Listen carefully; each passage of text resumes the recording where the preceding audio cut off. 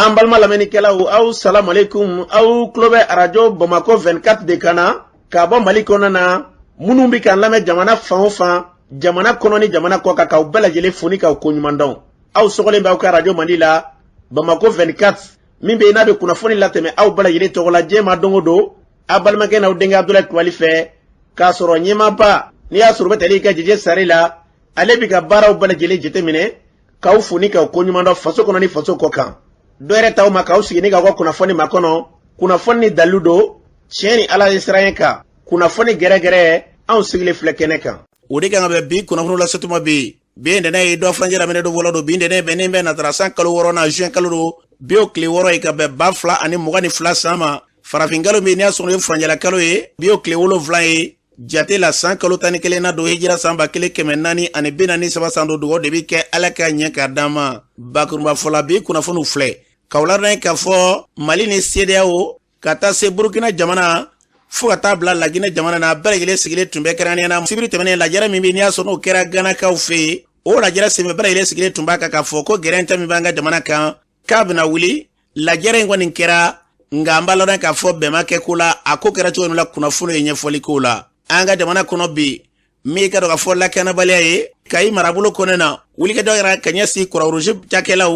o maa fila bɔɲɔgɔnw ka marifa ci olu la ni k'olu kasaraw ni na kunnafoni ye ɲɛfɔli k'o la ka taa se Banɲagara marabolo ma jumadon maaw ta to la sugu la marifatigi dɔw de ka dɔn k'a fɔ da maa dɔ ɲɛ ni ka maa fila bɔ ani na ka moto dɔw minɛ ka taa n'u ye ka tila ka mobili dɔ jeni kunnafoni ye ɲɛfɔli k'o la ka taa se bi Japon jamana olu ye dɛmɛya dɔ ta ka ɲɛsin an ka jamana ma lakana sira kan kunnafoni ye ɲɛfɔli k'o la ninnu de bɛna ka kunnafoni kumaba ye bi k'a fara kunnafoni wɛrɛw bɛna fara nin kan lasɔn balimakɛ n'aw denkɛ Abdulaye Kulibali ala k'a ɲɛ k'a d'an ma kunnafoni an b'a daminɛ k'a lɔn k'a fɔ sigikafɔba min n'i y'a sɔrɔ o tun bɛ ka dɔn k'a fɔ CEDEAO ka lajɛrɛ ye lajɛrɛ min n'i y'a sɔrɔ kɛra sibiri don o lajɛrɛ senfɛ faso de fanba bɛɛ lajɛlen tun kɛlen bɛ k'i tulomada k'a yira k'a fɔ gɛlɛya min b'an ka jamana kan n'o ye ka dɔn k'a fɔ gɛrɛntɛ ye ko ni ala sɔnna ma k'a bɛna wuli sibiri tɛmɛnen na bɛɛ lajɛlen tun sigilen bɛ ka se k'i ɲɛ gɛrɛ bɔ ni k'a lajɛ lajɛrɛ in kɛra nka lajɛrɛ in na fasoden caman ka faamuyali la ka dɔn olu tun y'a ɲini cogo min na a n'a taara kɛ cogo min na a ma kɛ kelen ye lajɛrɛ in kɔni kɛra nka i ka dɔn k'a fɔ kumaɲɔgɔnya dɔw kɛra kɔnɔ na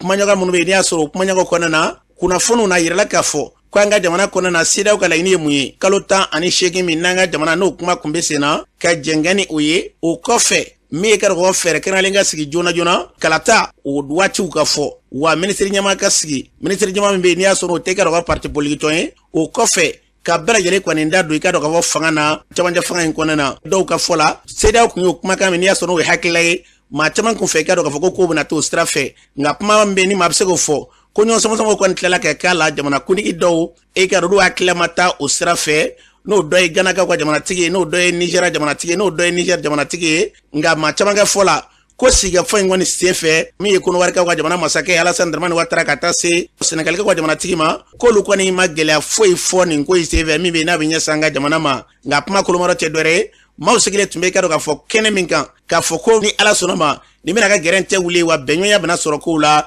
bɛn ma kɛ ko la dɛ a yirala k'a fɔ ko ni ala sɔnna ma lajɛ wɛrɛ o bɛna kɛ lajɛrɛ min n'o bɛna kɛ juillet kalo nata in na n'o ye kalo kura nata in ye o tile 3 nata in ko lajɛrɛ de bɛna kɛ o la lajɛrɛ min bɛ yen n'i y'a sɔrɔ fɛn min ma b'o la bɛɛ lajɛlen sigilen bɛ an bɛ fɛn min fɔ nin baara min bɛ sen na bi fɛn o fɛn bɛ yen n'i y'a sɔrɔ n'o y'a kunjɛko ɲuman ye ka ɲɛsin an ka jamana ma ala ka kɛ ten yaasa ka na bɛɛ lajɛlen pratique d'a ma ministre min b'an ka jamana kunna ale ɲɛsinnen bɛ Mali ni jamana wɛrɛ ni ɲɔgɔn cɛ ko ɲɛnabɔli ma n dɔgɔma Abdulaye Diop don baara in kɛlen kɔfɛ ale tilala o kɔfɛ ka dantigɛli dɔw kɛ a kɔ seginlen kɔfɛ ministre Abdulaye Diop ye kuma min fɔ o filɛ an y'a yira k'a fɔ fo wagati ka d'an ma wagati min b'an dɛmɛ min b'a to an bɛ ka lakana ni sabati jamana kɔnɔ ka se ka baaraw fana boloda ka kalafili ni o bɛ labɛn cogo min a fɔra ko jamana ɲɛmaa ninnu u mago bɛ détail dɔw la kunnafoni wɛrɛw an kan ka minnu di n'olu kun t'olu bolo pour que ka se ka sanction ninnu wuli immédiatement o ye kunnafoni ninnu ye sigiyɔrɔma 2 ye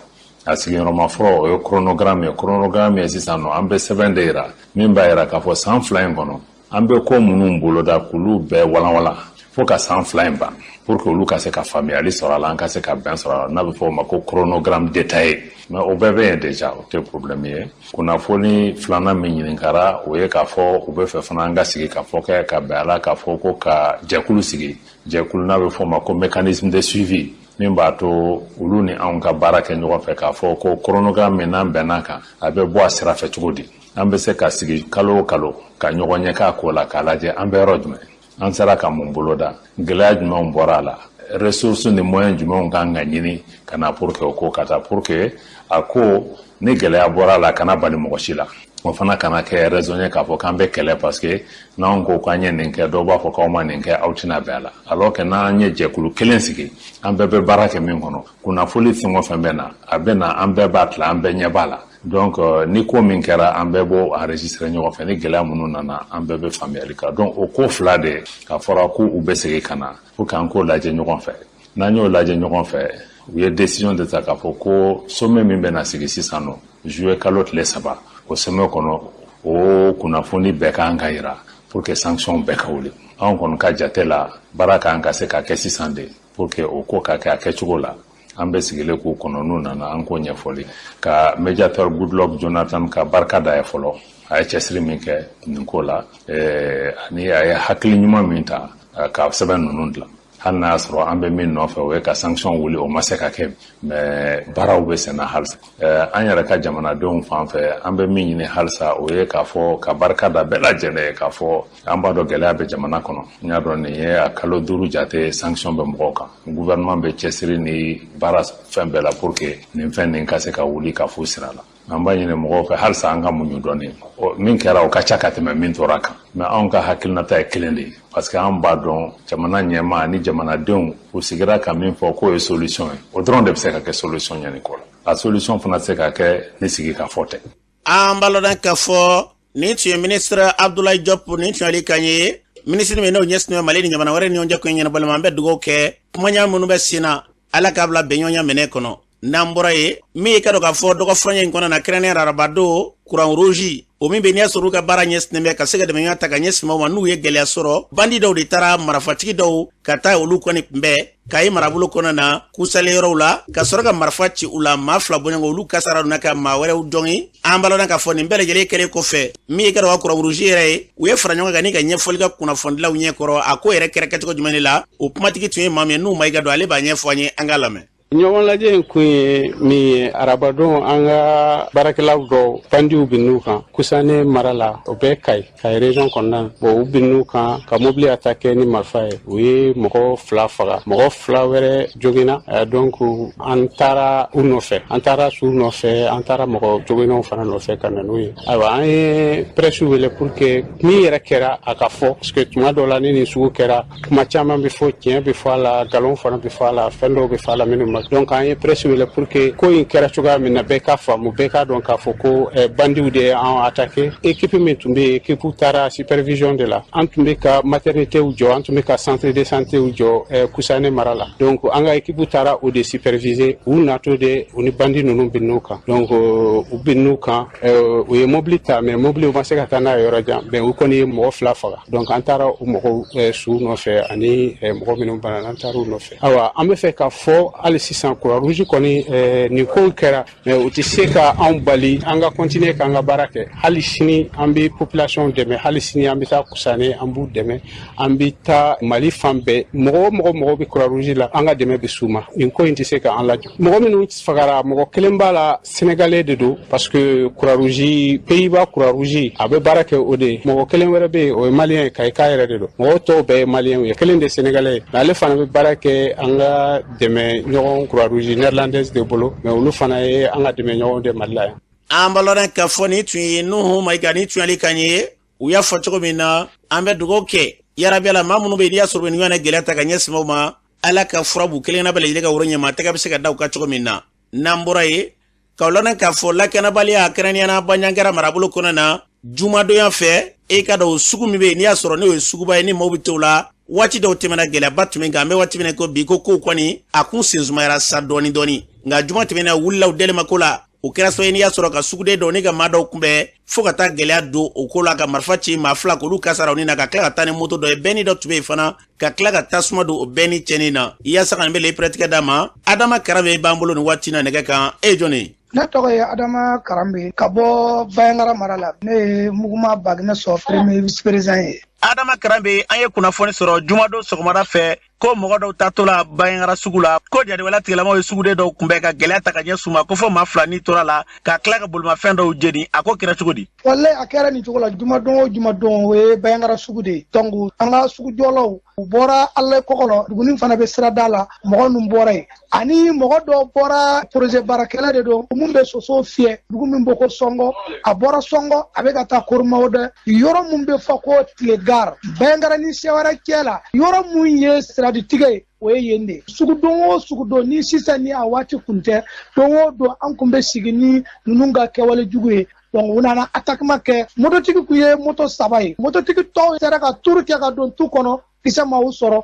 mototigi kelen a y'a ka moto fili k'a bɛna boli a sen na o y'o tire k'a fa o mototigi kelen fana an ka commune yɛrɛ conseiller de don an ka conseiller ba de don o b'a fɔ ko Hussein Karambe an ka mairie 3e adjoint de don ale kɔni a dɔnnen don mairie ko la ale kɔkɔlɔ ale kɔni bɛ mairie ka ciw de ɲɛnabɔ o ka dugu yɛrɛ jadisiw kun nana wuli o kama a baselen kun don Bayangara tuma dɔ la a bɛ n'a ka dugu la ka taga a nana a ka dugu la sisan k'a bɛ segin ka taga Bayangara a nɔ na parce que a ka denbaya bɛɛ bɛ Bayangara sisan o y'a sɔrɔ ye koden bɛɛ Gundaga mara la ale de ye ɲɛma ye mun fagara maa 2nan ye ale ye maa fɔlɔ de ye projet baarakɛla ye moto 3nan kun ye ale ye a kɔni tɔɔrɔ la o y'a ka moto jeni projet baarakɛla fana o y'a bagabaga ale binna moto kan dɔrɔn o y'a faga o taara ni o moto kelen ye bɛn dɔ fana ye panne kɛ a yɔrɔ kelen na u nana ko bɛna taa don bɛn na yɔrɔ min na Sɔngɔ gare la doso de wulila ka na o kunbɛn u ni doso kɔni ɲɔgɔn sɔrɔ bɛn jeni yɔrɔ la donc o yɔrɔ la tiriw caman kɛra doso minnu kun nana kɔni u ka kisɛ de banna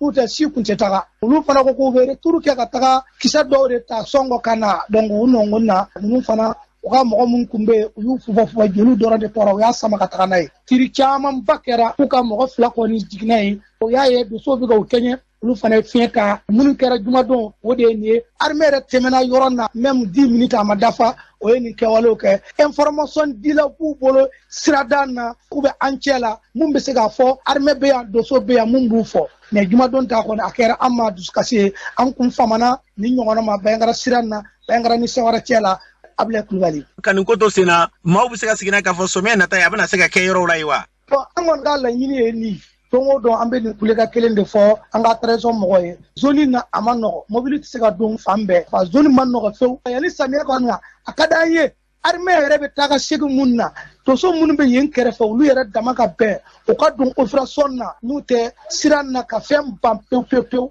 a ban man di dɛ yen kɔni a kɛn bɛ sɔlikɛyɔrɔ de ye sisan parce que n'i nana sira attaquer waati o waati n'i ma moto sɔrɔ i bɛ balo dɔ sɔrɔ o tɛna dugu attaquer dɛ o bɛ na de sira la minnu bɛ tɛmɛ tɔla la ka olu attaquer o baara de bɛ sen na armée kɔni ani doso mana bolo di ɲɔgɔn ma wallahi nin fɛn tɔgɔ a bɛ ban pewu an kɔni b'o de ɲini u fɛ n'u tɛ o ye caman ba k'a la mɔgɔ kelen tɛ se samiya nana an yɛrɛ bɛ ka bɛɛ mobiliser bɛɛ ka taa sɛnɛ kɛ hukumu kɔnɔna ni nin bɛ kɛ mɔgɔ caman bɛ u bɛ siran ka taga u ka jija u ka assurance d'a ma walasa an bɛ sɛnɛ kɛ cogoya min na n'u tɛ ɲina Bayangara dugu kɔnɔ Ablaye ɲɔ yɛrɛ an bɛ ɲɔ mun sɛnɛ a sɛŋani 5000 ou bien 100 1000 an tulo la an ma deli ka mɛn ni ɲinan tɛ foyi ma kɛ sɛnɛkɛbaliya de don an bɔra ko tɛ dɛ an ta ye sɛnɛkɛbaliya de don ni o y'an assuré ka sɛnɛ kɛ wallahi an yɛrɛ kɔni bɛ mun sɛnɛ a bɛ jigin parce que an tɛ se k'a gɛlɛya ka feere an yɛrɛ ma ala sago i bonya b'a la Ablaye an bɛ dugawu kɛ yarabiya la fɛn min ye basigi lafiya ye ala k'o sabati Adama Karambe ni tun y'ale kan ye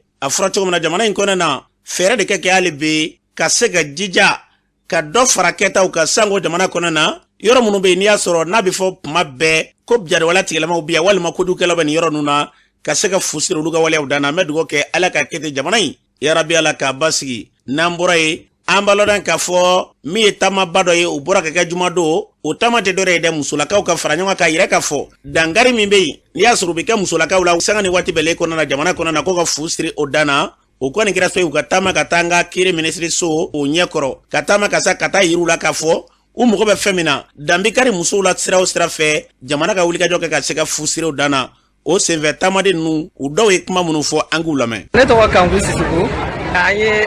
lakɔlɔsili de kɛ ɲagata bonyalen bɛ musow kan sisan musow ani musomanninw donc an y'a lakɔlɔsi fagali ni joginiw a bonyalen bɛ musow kan donc o de y'an bɔkun ye ka n'o dusumakasi yira an b'a ɲini jamana faamaw de fɛ vraiment u ka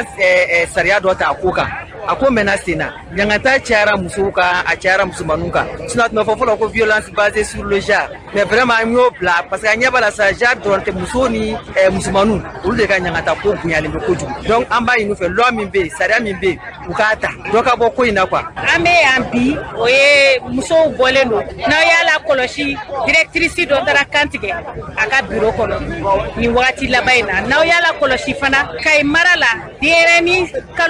a ma kalo 8 dafa dɔ ser'o ma cɛ ni musoya sira fɛ o bɛ lakali cogo di an ye cɛ dɔ ye k'a denyɛrɛnin bugɔ réseaux sociaux sanfɛ a bɛ lakali cogo di an y'a ye gardimuso dɔ jenina nin wagati laban in na k'a furu ɲɔgɔn fɛ furu ɲɔgɔn in bɛ boli la donc olu ye fɛnw de ye anw ma nin kɛlɛ daminɛ bi fɛn minnu b'an hakili jigin souvenir kɔrɔw la o ye mun ye anw kun bolo ko nin ko ninnu banna ko nin ko ninnu kɛra kɔfɛ ko ye nka a bɛ ka kɛ sangawuli ye tuguni donc bi lajɛrɛ in kun tɛ dɔwɛrɛ fosi ye k'a yira sariya tigilamɔgɔw la ni nin waleya ninnu kɛra ɲangili bere ka ta ɲangili bere min b'a to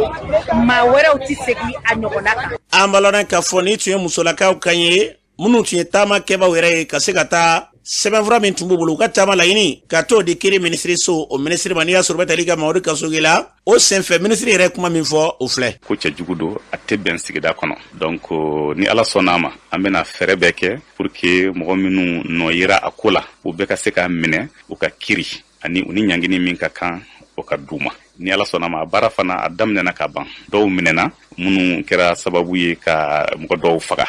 dɔw fana bɛ ka ɲini et puis waati dɔ la fana yirala k'a fɔ ko k'u to enquête la ko dɔ bolila ka sɔrɔ siga b'a kan donc o tigi an bɛ k'o ɲini fan bɛɛ donc ni ala sɔnna ma don nataw la an bɛna jama kunnafoni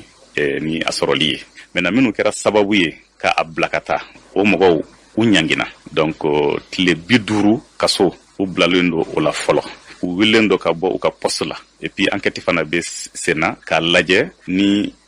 sanction disciplinaire min kan ka appliquer n'o y'a sɔrɔ u kan ka averti u kan ka suspend u kan ka gɛn ka bɔ baara la o ye sanction disciplinaire ye donc n'o tɛmɛna donc n'an y'a ye k'a fɔ comportement in fana ye infraction à la loi pénale ye donc procureur fana bɛ poursuite engagé pour que u ka se ka juger o sira fana kan. ni tun Mamadu Kasoge ni tun ale kan ye u y'a fɔ cogo min na laban n'i y'a sɔrɔ o ye waleya min n'o bɔra ka kɛ n'an ye kunnafoni d'aw ma ka tɛmɛ musolaka min y'a sɔrɔ gardilaka kun don a fɔcogo la n'a jenina a ka so ni siga kun kelen b'a cɛ la cɛ in minɛnen ka taa di finitigilaka minnu ma kɛrɛn n'o ye gendarmenaka dɔw ye n'a yirala k'a fɔ k'a progotora ko fanga ye wulikajɔ dɔw kɛ o maaw de ko don nin waati na u bɛ kaso la olu ka bolo kan wa n'ala sɔnna ma sariya kɔni k'a bɛna tigɛ u ni fɛn fɛn ka kan ka se k'u bila o hukumu kɔnɔna na an bɛ dugawu kɛ jamana in kɔnɔna na n'i ma subugɔ ɲɛnama tɛ siran ni wulikajɔw kɛra nin n'a ɲɔgɔnnaw ka se ka ninnu ta ni k'a bila ba la a dɔ bɛ dɔ la kojugu maa karamɔgɔ don a bɛ kɛ sɔrɔ ye dɔ bɛ yen olu bɛ siran ye k'a fɔ ne ni ɲɔgɔnna kɛra karisa la ne yɛrɛ sɔrɔla n bɛ kɛ tan fo de ka kɛ n'o kɛra sariya k'o baaraw sigi sen kan a dɔ bɛ dɔ la kojugukɛ min bɛ yen n'i y'a sɔrɔ n'a bɛ waleya sanga ni waati bɛ an ka jamana kɔnɔna na dan bɛ sigi a la an bɛ dugawu kɛ ala ka hakili ɲuman d'an ma n'an bɔra yen an b'a lɔn k'a fɔ Japon jamana ye dɛmɛɲɔgɔnya dɔ ta ni ka ɲɛsin an ka jamana ma kɛrɛnkɛrɛnnenya bolimafɛnw dɛmɛɲɔgɔnya in a kɔrɔ tɛ dɔ wɛrɛ ye dɛ fɛɛrɛ bɛlɛlen bɛ se ka tigɛ cogo min na an ka jamana kɔnɔ lakana o bɛ se ka sabati cogo min na o y'a kunba de ye o baara min kɛra colonel Adama Jara ka taa se ka dɔ ka fɔ an ka lakana ministre ma n'i y'a sɔrɔ Dawuda Ali Mohamedine olu fila b'u ka sira jira sen fɛ an k'u lamɛn. Ministère de la sécurité ani japonais u ye moyen urgent dɔw bila n'o ye mobiliw ye k'o bila an ka disposition na o b'an permettre an ka se ka taa kunnafoni di an ka se ka taa marifaw récupérer a bɛ minnu bolo n'u man kan pour que Mali ka se ka stabiliser. n'an y'an bolo fara ɲɔgɔn kan k'a ko in kɛlɛ an bɛ se ka caman kɛ ni service in u bɛ baara ba la ɲinan san yɛrɛ kɔnɔ u ye marifa caman de minɛ mɔgɔw la olu ka baara ye ka o kunnafoni lase mɔgɔ ma ka tila ka o fana minɛ ni caman bɔra marifaw la minnu bɛ yaala la an ka dugu kɔnɔ an ka karew kɔnɔ mɔgɔw bolo ni caman bɔra o la an tila caman bɔ insécurité la u ni baarakɛminɛ ka kan parce que u bɛ taa yɔrɔ bɛɛ. an balona k'a fɔ ni tun ye Adama Jara ni tun ale kan ye ka taa se lakana ministre ma a fɔra cogo min na an bɛ dugawu kɛ minɛ minnu na ne filɛ ala ka dɛmɛ ɲɔgɔn ye ka ɲɛsin an ka jamana lakana ma n'an bɔra yen Hɔrɔnya TV o sababu ɲuman n'i y'a sɔrɔ o ye o promoteur ye kɛrɛnkɛrɛnnenya Maliki Konate a yirala k'a fɔ ko wulikajɔ kɛra a ka baarayɔrɔ la ko dɔw taara ka taa ka mobili kɔni ka gabakuru fili ni ka taa ka mobili vitre ci baara in yɛrɛ kɛra mun de la a kɛra kɛcogo di Maliki Konate yɛrɛ b'a ɲɛfɔ an ka lamɛn. ne tora bureau kɔnɔ yan entre 13h50 ka taa se 14h ma n ye mankanba dɔ mɛn kɛnɛ ma an bɛ bali mun na an ka gardien bolila ka don bureau kɔnɔ ko ma patron ko tiɲɛni kɛra n ko a ma tiɲɛni jumɛn kɛra ko mɔgɔ fila nana moto la u kunkolo datugulen don u ye mobili vitre ci donc mbora antara laje tara so effectivement mobile vitri ko fait la vitri chileno ñefe fene vitri fene chileno donc tara so voisin mun be kere fe olu fene bora mangangolo olu fene bora kunu jodala donc yi ñal ke ko no ko mo flana moto jakarta la kelembe ko ngolo dat kunu kelendo be ñefe ko fene ko ngolo dat kunu kele kam misro sira kuna donc ko yeni actique donc ñala je ñambala parce que mobile vitri chira fuka gaw ko ndo mobile ko donc ñi kundo rofa kala ñame mobile kon na ñame châssis bleu la donc gabakurum belel baba kono donc ñefela fenena ntara so mana gabakurum be mana furu châssis bleu fene kono fene kele ka ñefe tan fene ci ka daw kan donc ñoo fly mu ngo ngoni koni ni ko ka gelene atsa ke maye mambe na mafoko amateur mambe nya so amadege ni ko nuna parce que ni ma dege ni ko na be gabakurum tay tiga de la ka gabakurum bla mana furu ngono kan actique ngoni be so moye mambe ni so aka baradu wa ba baradu fene parce que be ke kunye mi en pratique na segata parce que mana na ntako ko atesega kenga ça va être très très difficile atim ko fait anya appel so appel munani a soro ka fo a numéro bambulu parce que atima wole numéro masqué mais numéro mi français numéro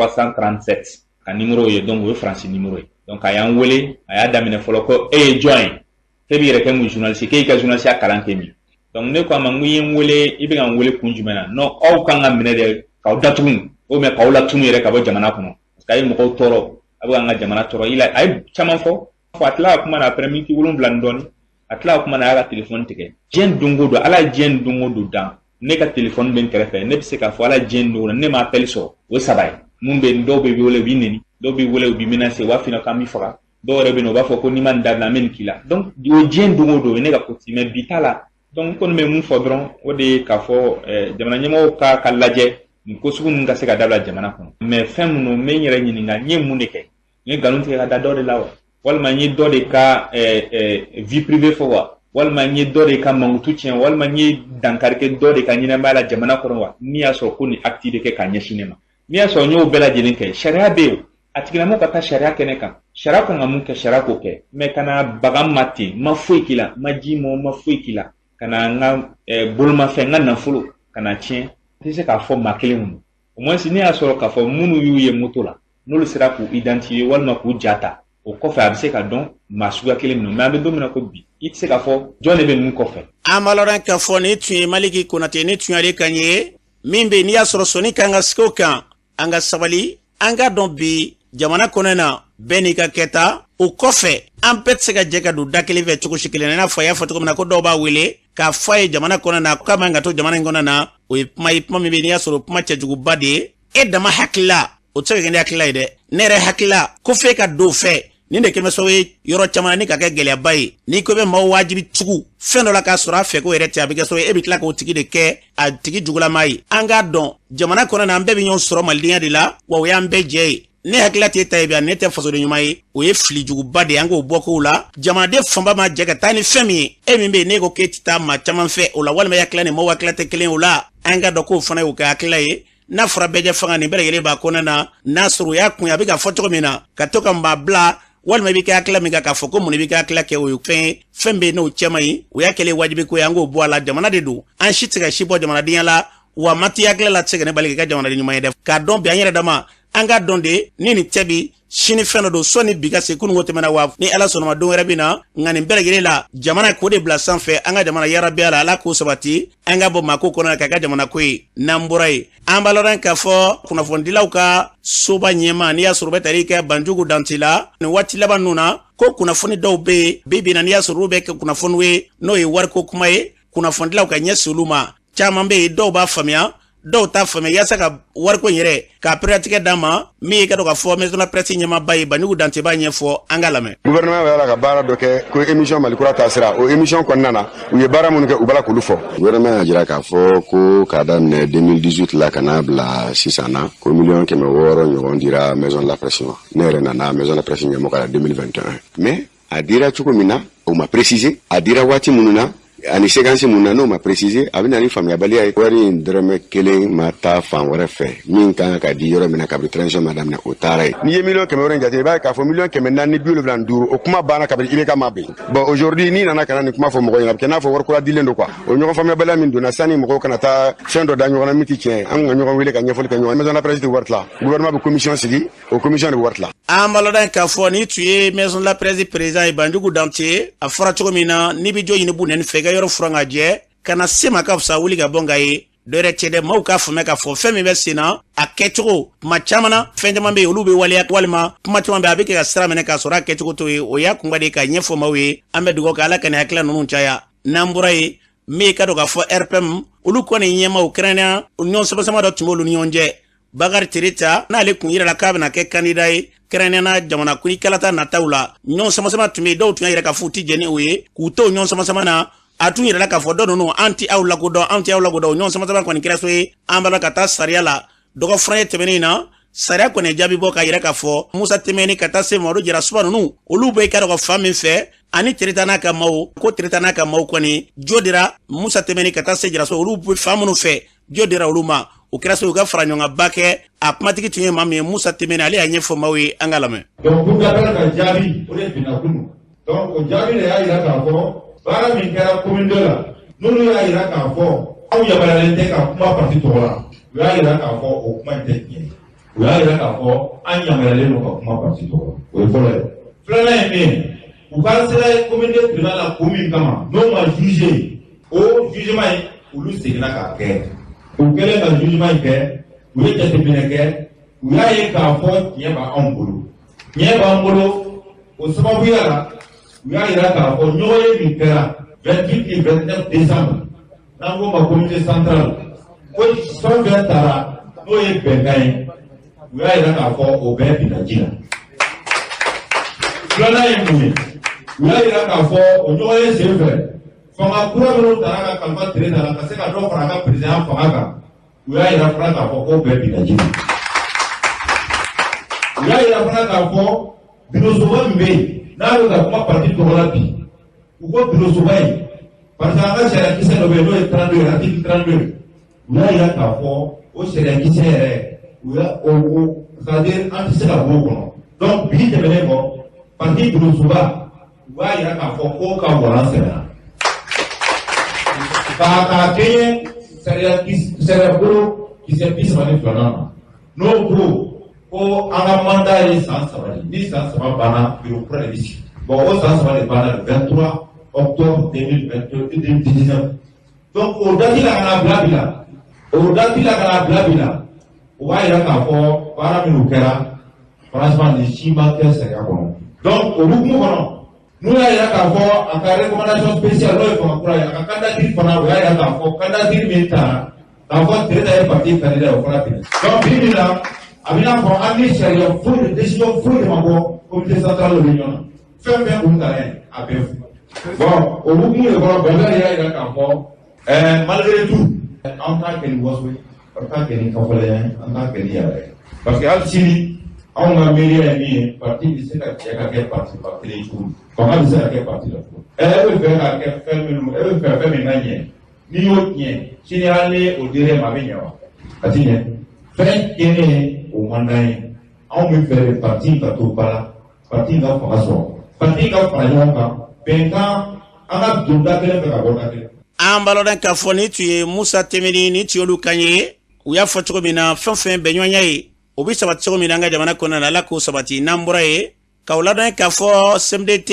kɛrɛnkɛrɛnnenya kɔɔri cakɛda kɔɔri wusi o cakɛda komatukaw fɛ yen ko gɛlɛya kɔni donna ye kɛrɛnkɛrɛnnenya ka tasuma kɔni k'o wuli wa k'a kɛra ka dɔn k'a fɔ kaba de y'a sababu ye n'o ye san ye o min kɛra kɛrɛnkɛrɛnnenya ɲɛmaa min bɛ yen n'i y'a sɔrɔ bɛ CMDT kunna Nango Danbɛlɛ ale taara ɲɛda kɛnɛ ka kumatukaw fɛ yen fɛn kɛra cogo jumɛn de la Nango ye kuma min fɔ a la o filɛ. n'i ye kɔɔri bila yɔrɔ la tasuma bɛ se ka bɔ yɔrɔ bɛɛ la nin sen in ta kɛra san pɛrɛn de jiginna a kan mɔgɔ si nɔ tɛ nin ye ala ka latigɛ de don donc o y'a sɔrɔ disposition taara k'a fɔ mɔgɔ t'a dɔn kasara bɛ se ka bɔ yɔrɔ min na ala y'a kɛ a bɔra disposition min bɛ CMDT bolo k'a fara an ka sapeur pompier kan a sera ka kunbɛn donc n'olu tun tɛ a tun bɛ se ka kɔɔri bɛɛ minɛ ala barika la o sera ka a dan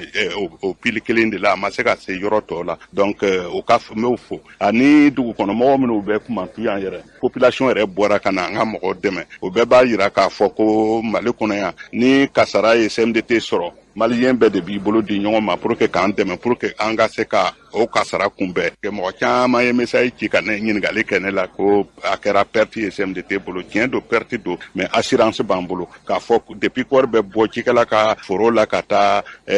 sugu la ka wulusu ka na kɛ bali ye k'a bila an fɛ fo ka taa se port la k'a bila bateau kɔnɔ assurance b'a la. An bɛ dugawu kɛ yarabiya la kasara min filɛ k'an sɔrɔ Nango Danbɛlɛ ale y'a fɔ cogo min na kasaraw yarabi a n'a kuma don ala k'an kisi kasara ninnu tɔɔrɔ ma n'an bɔra ye an b'a lɔn k'a fɔ an ka tajiw bolimafɛnw tɛ se taama ni taji tɛ taji min bɛ k'olu la ko dɔ bɛna fara sɔngɔ ka ko kura k'o sɔrɔ ka gɛlɛya kɔni dɔ bɛ ka fara kow de kan o min bɛna kɛ min ye ONOP o ɲɛma n'i y'a sɔrɔ bɛ ale ka goroja la ale b'a ɲɛfɔ an ye baara in bɛna kɛ cogo jumɛn de la an ka lamɛn. Kabini kɛlɛ wulila Rusi ni Ukraine cɛ tajiko gɛlɛyara fo k'a dama tɛmɛ a tɛ sɔrɔ wa n'i y'a sɔrɔ fana a da ka gɛlɛn an ka gouvernement ye cɛsiri kɛ kosɛbɛ yalasa taji ka sɔrɔ jamana kɔnɔ a kana dɛsɛ parce que ni taji dɛsɛra o kɔlɔlɔ ka bon kosɛbɛ o de y'a to gouvernement ye taxe caman ye k'a to yen yalasa taji bɛ se ka na an ka jamana kɔnɔ a ka fɛɛrɛ sɔngɔ la sɔngɔ min tɛ mɔgɔw degun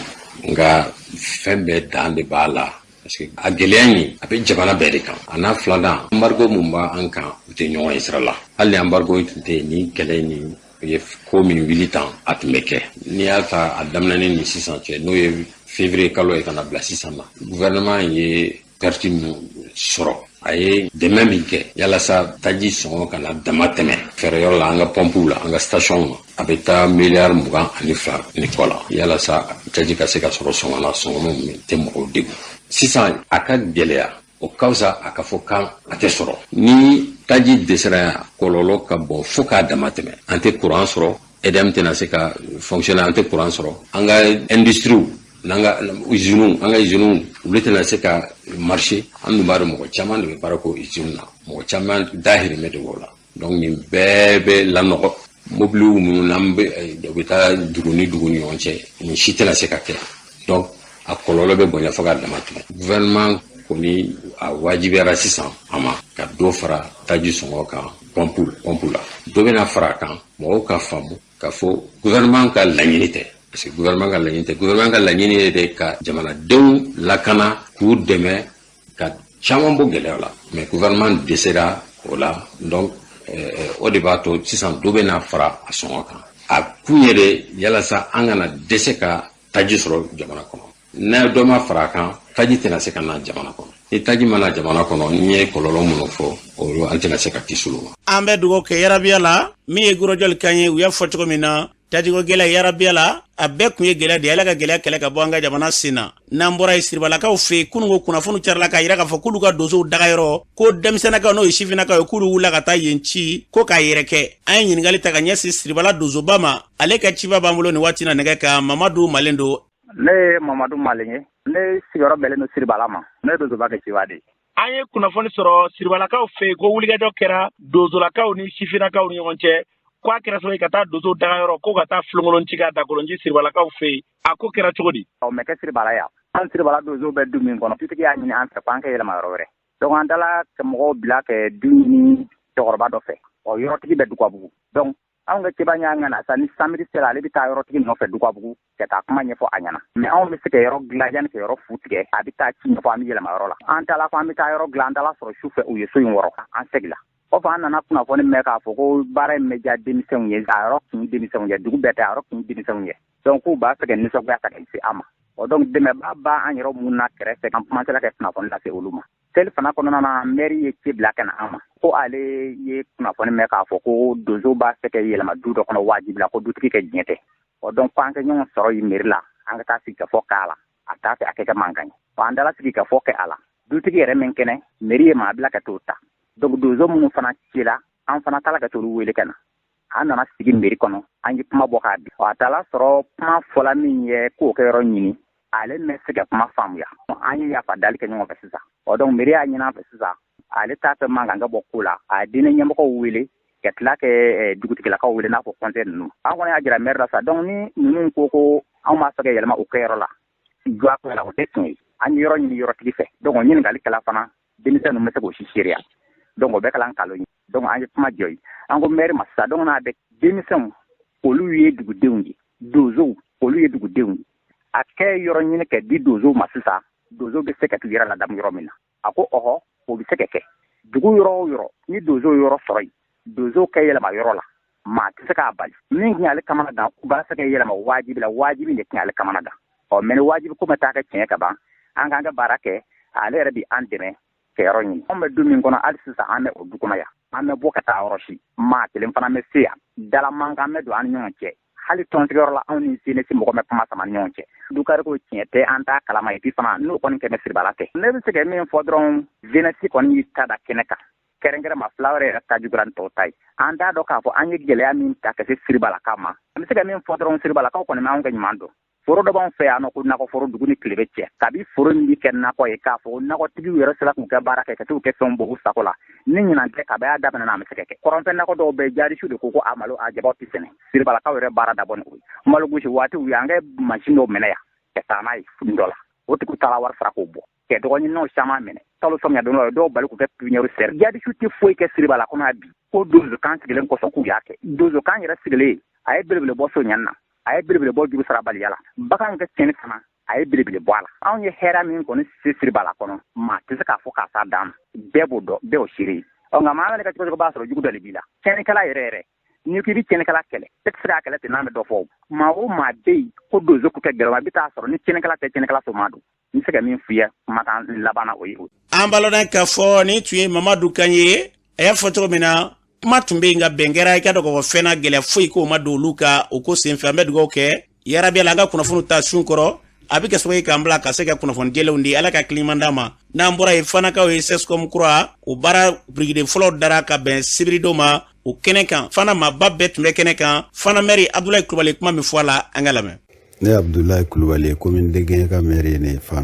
fana bena dɔgɔtɔrɔso ba dɔ ni ka se k'o sigi sen kan min bɔra sibiri don ni ka se ka biriden fɔlɔ da dɔgɔtɔrɔso in mun dɔgɔtɔrɔso don bon fana bajala sescom don fana sescom d an bɛ ka o de baara daminɛ sisan conseil jɛkulu farala ɲɔgɔn kan ka hakilila jagabɔ kɛ ka délibéré kan k'a fɔ ko an ka dɔgɔtɔrɔso in jɔ o de daminɛna bi hakilila min y'an bila la ni dugu bonyana i b'a sɔrɔ kɔfɛ yɔrɔ mɔgɔ ninnu n'u ko k'u bɛ bɔ ka na dɔgɔtɔrɔso fila tɔ ye fɛn sɔrɔ i b'a sɔrɔ a ka gɛlɛn o de kosɔn an y'a kanu ka dɔgɔtɔrɔso dɔ labɛn o kɔfɛla in na ye fana walasa u ka kɛnɛya yɔrɔ ka surunya u yɛrɛ la parce que su mana ko heure dɔ la n'i ko k'i bɛ bɔ ka taa fo dɔgɔtɔrɔso dɔ ninnu na i b'a sɔrɔ a ka gɛlɛn ni sanji fana nana ni ji bonyana i b'a sɔrɔ yen taali ka gɛlɛn o de kosɔn an ye nin hakilila in ta a nafolo bɛ ka bɔ yɔrɔ jumɛn na mairie yɛrɛ ka baara de don an ye a biriki fɔlɔ kɔni da bi an ka sous-préfet kun bɛ yen dugutigi kun bɛ yen dɔgɔtɔrɔso commission mɔgɔw kun bɛ yen mɔgɔba caman olu kun b'a kɛnɛ kan n'i ko mairie i ko kɛnɛya i ko sécurité i ko sɔrɔ yiriwali o kɔfɛ monsieur le maire n'i ye fana lajɛ waati dɔ tɛmɛna kumaw cayara fana kosɛbɛ k'a sɔrɔ kɛ sanga ni waati bɛɛ lakanabaliya n'o dɔ ye bunadamadenw ka dankariw la ni fana fɔ dɔrɔn mɔgɔw hakili bɛ jigin kunkolotigɛ la kosɛbɛ o caman kun kɛra fana don tɛmɛnenw la o kun kɛra sababu ye fo dɔw tun ye u yɛrɛ ɲini k'a fɔ k'u bɛ fana ye k'a to yen an bɛ don min ko bi fana bilama bɛ cogo di i y'a fɔ cogo min don dɔ kɛra a la mɔgɔw kun degunna kosɛbɛ an bɛɛ kun kamana ganna sunɔgɔ kun d'an ye yɛrɛ hali bi ala k'an kisi kasara kɔrɔlen ninnu ɲɔgɔn ma hali bi ala k'an kisi mɔgɔ jugu tɔɔrɔ ma k'an ka komini lakana a n'a sabatili a bɛ ala bolo an b'a ɲini ala fɛ ala ka a nɔgɔya an ye nin waati in na kɔni baasi ti an fɛ yan hali bi ala ka an dɛmɛ o la an da a danganiya k'a fɔ ko a tɛ se ka kɛ tuguni mɛ an b'a ɲini ala fɛ ala ka nin ka o kojugu ninnu bannen an fɛ pewu siranbaw kun bɛ fana fɔlɔ fɛn bɛɛ la fo ka jamakafow ni fɛnw ka siran ye fɛnw ye sisan a bɛ cogo di fana bi sisan kɔni mɔgɔw hakili binna ka sigi o kɔrɔma suru ye mun ye an bɔra sisan ka foire dɔ kɛ fana yan nɔ sisan foire in kɔfɛ festival kɛra o kuma deli ka kɛ anw fɛ fana yan nɔ o bɔra ka kɛ mɛ kalo kɔnɔ mɔgɔw bɔra yɔrɔ bɛɛ la ka na senegaliyɛnw kun bɛ yan benin nord kun bɛ yan ivoiriyɛnw kun bɛ yan burkinabɛw kun bɛ yan a n'an yɛrɛw ka jamana an ka région caman mɔgɔw kun bɛ yan bamakɔkaw caman kun bɛ yan festival in kɛra hɛrɛ la k'a kunjɛ hɛrɛ la ka na wari in fana kɛ hɛrɛ la k'a kunjɛ hɛrɛ la ne yɛrɛ min ye maire ye ne yɛrɛ kun sigin tɛ ni nin ye waati dɔ la wa tiɲɛ yɛrɛ la kamanaganko kun nana fɔ ka taa an bɛɛ lafili mɛ bi an bɛ yɔrɔ min na hakilisigi kɛra fɔ ka se n'a kɛ ma b'a yira k'a fɔ hali bi an bɛ ko minnu kɔnɔ olu bi ka ban an b'a ɲini ala fɛ hali bi ko ɲɔgɔnna caman nɔgɔya an ye an ka komini in kɔnɔ yan ci b'a kanu kosɔn sɔli ala rasuli an balɔn k'a fɔ ni tun ye Fana Americain ye a y'a fɔ cogo min na gɛlɛya caman tun bɛ Fana kan bi o gɛlɛyaw bɛ ka taa ban ye maaw jala bɛ ka gɛlɛya wa i ka dɔn basi in lafiya bɛ ka na an bɛ dugawu kɛ ala k'o kɛ ɲɛta ye n'an bɔra an bɛ taa jamana kɔ kana na Umu Danbɛlɛ mun b'e bolo an karamɔgɔ an taga Togo jamana kan ni ye cɛ marifatigi dɔ ye ani gendarmelaka dɔ karila ɲɔgɔn na k'a ye ɲɔgɔn in sen fɛ a jirala k'a fɔ ko muru de tun bɛ ni cɛ kɔfɔlen bolo k'a ye muru turu gendarmelaka in na k'a bɔnɛ a nin na polisilaka dɔ tun bɛ kɛnɛ in kan ye k'a ye o fɛnɛ jogi nin waati na lakana tigilamɔgɔw sera ka ni cɛ kɔfɔlen kɔsɔn Togo jamana kan nin waati na n'an bɔra an taga Burkina Faso jamana kan fɛn min ye binganiya wale k'o cɛyalen bɛ kosɛbɛ Burkina Faso jamana kan jumadɔ binganiya wale dɔ taara ka Burkina Faso kɔrɔnya fan sɛgɛrɛ o kɛra sababu ye ka maa 2 ɲɔgɔn bɔnɛ u nin na nin waati na jalen bɛ fɛnɛ ko Burkina finitigilakaw ka wuli ka jɔ fanga ka bon kosɛbɛ n'an bɔra an taga Cameroun jamana kan ni siraban kasara min kɛra Cameroun jamana kan ni dɔgɔ furancɛ in yɛrɛ kɔnɔna la kamiya dɔ k'ale ni bolimafɛnmisɛn dɔ karila ɲɔgɔn na kari ɲɔgɔnna in sen fɛ a jirala ko tasuma wulila ni mobili in 2 bɛɛ lajɛlen na nka kamiya in kɔnɔma ko ale sera ka bɔ nka min ye bolimafɛnmisɛnnin kɔnɔma maa 5 ɲɔgɔnna ye ko tasuma wulila olu bɛɛ lajɛlen na k'u bɔnɛ u nin na a kɛra ni dɔgɔ furancɛ in kɔnɔna la n'an bɔra an taga Nigeria jamana kan cɛ marifatigikulu dɔw taara bi église dɔ kan Nigeria jamana kɔnɔ ka maa caman ɲɔgɔn bɔnɛ u nin na ani ka maa caman fɛnɛ jogi ni waati na ko wulikajɔw bɛ senna ka ɲɛsin Nigeria jamana ma an karamɔgɔ an tun ye min sɔrɔ ni k'o dɔ an bɛ dugawu kɛ yarabi ala basigi lafiya an ka jamana ka taa se jamana wɛrɛw ma yarabi ala ka basigi badabada k'o nɔgɔya diɲɛ bɛɛ lajɛlen kɔnɔ na gɛlɛya bɛ yɔrɔ yɔrɔ bi k'an bɛ ɲɔgɔn fɛ dusukun n'a tila ni taasira bɛɛ la k'a fɔ an ka jamana yarabi ala ka basigi